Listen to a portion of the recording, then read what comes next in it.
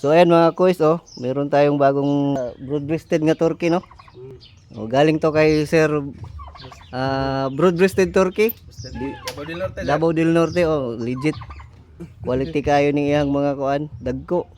Napay uban diri, oh. So kung gusto pa mo mga kuan, quality nga broad-breasted. Ayan, naa diri ikuan na ko sa screen ang iyang contact number. Ayan, diya pa si anak ni Alex, oh. Unya kani si Sus.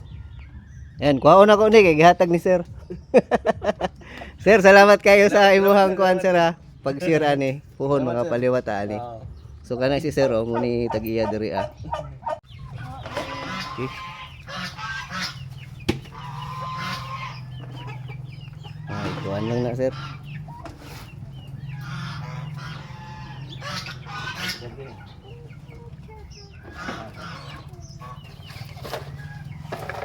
Ito.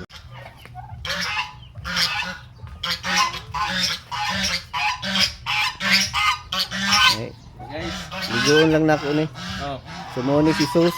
10 months old, legit kayo. Sumudako pa ni ug ano ning boyluhan dito. 21 to 22 kilos. Okay. Sige ate isulod. Sulod na to diri sa kuan.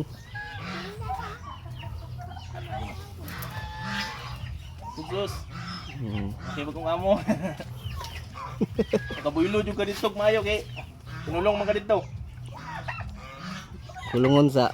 Tapos Abot na sa buko-buko ang likod sa kuan. dako gid siya, Sir. So additional nato ning tom. Itong mga nakaabang, ay dagdag pwersa nato dire. Legit dako kayo. Ano, hapit nagbuot sa kulungan, no?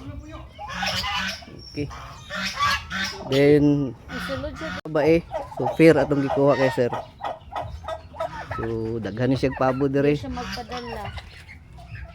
Ayan, PM lang mo kay Sir ang ihang Facebook page or Facebook account. Ang kuan. Sumuni ang female, oh. Ayan, 8 legit. months old. 8 months old. So kung magpa kuan na ni, hit na po di siya, start na. Kakak na. So siguro mga 1 month pwede na ni isa lang sa breeding. Angel pangalan sir. Ah, okay. Nanay could name si Angel din ni og si kuan, si Sos. Ayan ang atong bagong kuan, broad-breasted nga breeder. So dugang pwersa nato ni. Baligyan ni Papa si Lucy. Okay. Ayan, buyag yun kayo.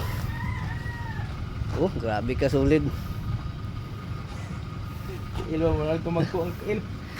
Sige. Yan na lang, Sir. May duha sila. Oh. Para sigo ang duha. May sigo sila duha. Oh. Grabe solid kayo. Ay duot lang ako na ron. Oh, sige lang. Tuniguhan na to sa babae. Oh, diha lang, Sir.